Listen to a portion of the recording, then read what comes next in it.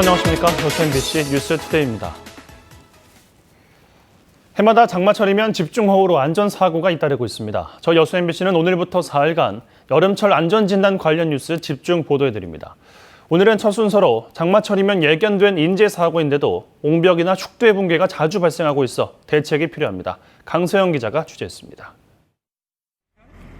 여수의 한 아파트 단지 옹벽이 무너져 7대의 차량이 매몰된 건 시간당 최고 50mm의 비가 쏟아졌던 지난달 29일.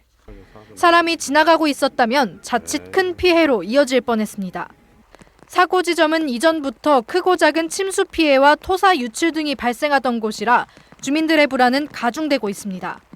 뒤에 계신 분들은, 이쪽에 사시는 분들은 지금 비가 계속 내리고 있지 않습니까? 지금도 좀 불안해요. 사고가 난 지 열흘째 되는 현장입니다. 빗물이 스며들지 못하도록 비닐이 새로 씌워져 있고 옹벽 너머에서 진행되고 있던 아파트 신축 공사는 재개된 상태입니다. 신축 아파트 시공사 측과 피해 아파트 측은 지자체와 시의원 등 관계기관과 함께 사고를 수습하고 원인 규명 방안을 논의하고 있습니다. 그런데 그 과정에서 이번 사고가 예견된 인재라는 지적이 제기되고 있습니다. 사고가 난 신축 공사장 부지의 지반이 연약하고 옹벽도 기울어져 있다는 지적이 꾸준히 제기됐지만 조치가 신속하게 시행되지 않았다는 겁니다. 전라남도 산지관리위원회는 2017년 해당 아파트 신축 부지의 지반이 연약해 재해 위험이 있다며 기둥을 깊게 박아 옹벽의 안전성을 보완한 뒤 시공하라고 지시했습니다. 2016년 지자체도 재해 영향성 검토위원회를 열고 붕괴된 옹벽 인근이 7에서 10도 정도 기울어져 있어 보완 시공이 필요하다고 지적했습니다. 이렇게 수년 전부터 지적된 사안이지만 장마가 본격적으로 시작된 최근까지 보완 시공 작업은 아직 시행되지 않았던 것으로 드러났습니다. 공사를 저희가 아마 원래 이제 사고 안 났더라면 7월까지 해가지고 공사를 할 예정이었어요. 본격적인 장마철을 맞아 축대와 옹벽 안전관리에 대한 사회 각계각층의 꼼꼼한 관심이 필요하다는 목소리가 커지고 있습니다. MBC 뉴스 강서영입니다. 지난 2017년 최악의 폭염으로 돈에서도 적지 않은 피해가 발생했습니다. 특히 물 부족으로 농사에 차질을 빚었던 농민들은 여전히 기상 상황을 예의주시하고 있는데요. 올해 저수율은 예전보다 나아졌다고는 하지만 농민들의 불안은 여전합니다. 김종수 기자가 보도합니다. 광양시 관내 30여 곳의 저수지 가운데 가장 큰 규모를 자랑하는 백운저수지. 440여만 톤의 용량을 토대로 광양과 순천을 아우르는 830헥타르의 논에 물을 공급하고 있습니다. 다행히 최근 강우량이 늘면서 현재 저수율도 100%에 근접한 상황. 반면 농민들은 여전히 긴장의 끈을 놓지 않고 있습니다. 수확기 전까지 원활한 물대기가 필요하지만 다음 달까지 평년과 비슷하거나 적은 비가 내리고 폭염 일수도 늘 것이란 예보에 따라 물이 부족할 것이란 우려가 큽니다. 많이 필요할 때가 출수기. 근데 비가 이렇게 옛날 어른들 말씀대로 건장 막아지면 상당히 우려가 됩니다. 특히 최근 들어 마른 장마 기간이 길고 평소 잦은 강우보다는 국지성 호우가 잦아지면서 안정적인 저수율 유지 또한 걱정거리입니다. 농업당국도 바빠졌습니다. 지난 2017년 최악의 가뭄으로 평균 저수율이 30%를 밑돌아 농민들이 큰 불편을 겪었던 만큼 상황을 예의주시하고 있습니다. 하천을 하상굴착을 해가지고 수중 모탈 펌프 설치해서 양수 작업을 하고 배수로를 막아서 또 퇴수 이용을 하고 그렇습니다. 관내 저수지의 25%를 관리하고 있는 광양시도 예방책 마련에 부심하고 있습니다. 평년과 비슷하게 비가 오더라도 폭염 등 변수에 따라 소규모 저수지의 경우 마른 땅으로 변할 수 있기 때문입니다. 여유 있는 관정 확보와 함께 효율적인 용수 공급을 위한 대비책 마련에 들어갔습니다. 물 부족 우려 지역의 관정 개발을 실시를 하고 있고요. 지금 현재 설치되어 있는 관정에도 사후 관리를 추진하고 있습니다. 최근 몇 년간 폭염과 가뭄으로 여름철 농업용수 공급에 어려움을 겪었던 지역 농민들. 저수율 상승에도 다시 이 같은 현상이 되풀이되지 않을까 고민이 깊어지고 있습니다. MBC 뉴스 김종수입니다. 국가어항으로 새롭게 지정된 고흥 오천항 건설 사업이 본격화하고 있습니다. 여수지방해양수산청은 지난 1972년 지방어항으로 지정된 고흥군 금산면 오천항이 지난 2월 국가어항으로 새롭게 지정됨에 따라 외곽시설, 물양장, 여객부두 등 건설을 위한 기본 설계 용역에 착수했습니다. 여수해수청은 기본 설계 용역이 마무리되는 대로 실시 설계 용역을 거쳐 오는 2027년 준공 계획으로 본격 공사를 시작할 예정입니다. 고흥 오천항은 이번 건설 사업이 마무리되면 어선들의 안전한 수용과 수산물 유통 기능 활성화를 통해 남해권 수산 유통 거점 중심 어항으로 기능할 수 있을 것으로 기대하고 있습니다.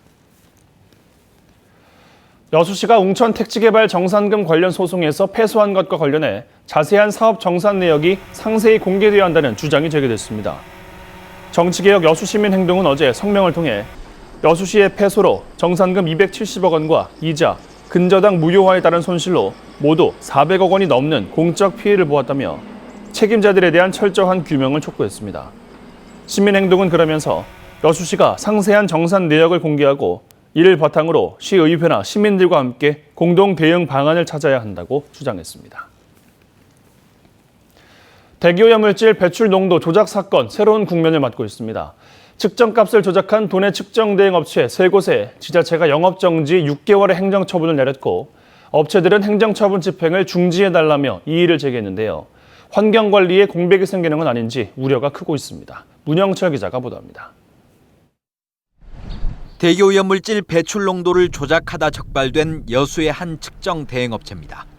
전라남도는 이 업체에 대해 최근 영업정지 6개월을 통보했고 업체 측은 이에 반발해 중앙행정심판위원회에 행정처분 집행 정지를 신청했습니다. 하지만 위원회는 행정처분의 집행을 정지해야 할 필요성이 긴급하지 않다며 업체 측의 신청을 기각했습니다. 반면 광주지방법원에 행정처분 집행정지를 요청한 또 다른 측정 대행업체 2곳은 당장의 영업정지는 피하게 됐습니다.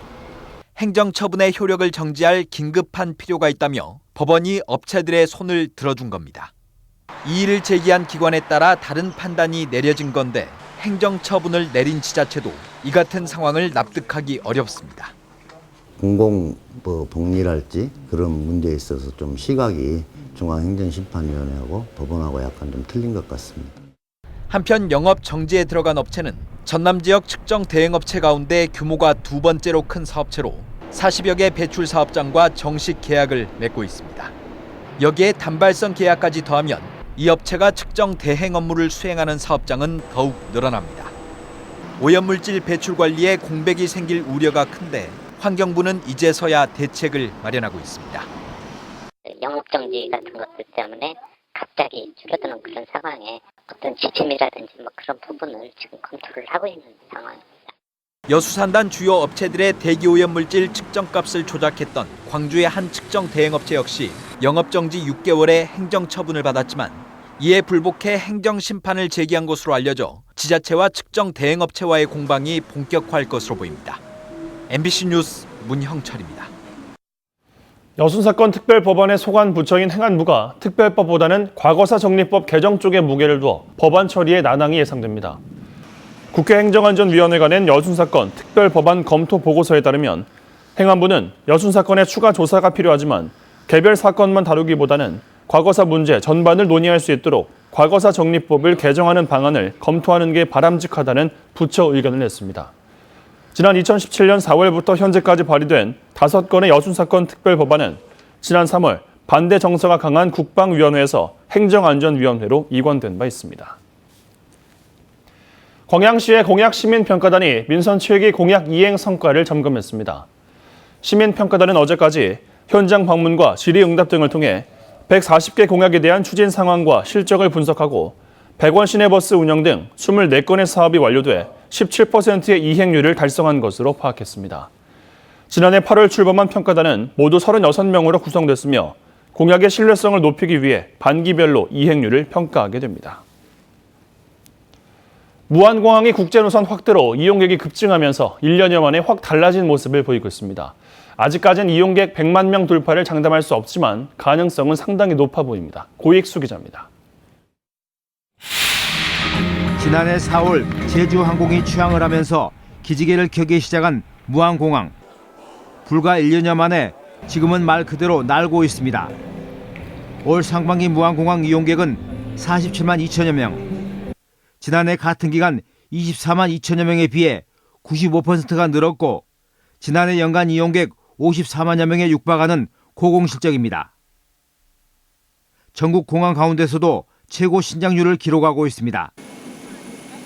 반환점을 돈 시점에서 50만 명을 밑돈 것이 다소 아쉽긴 하지만 연말 100만 명 돌파 가능성은 여전히 남아 있습니다.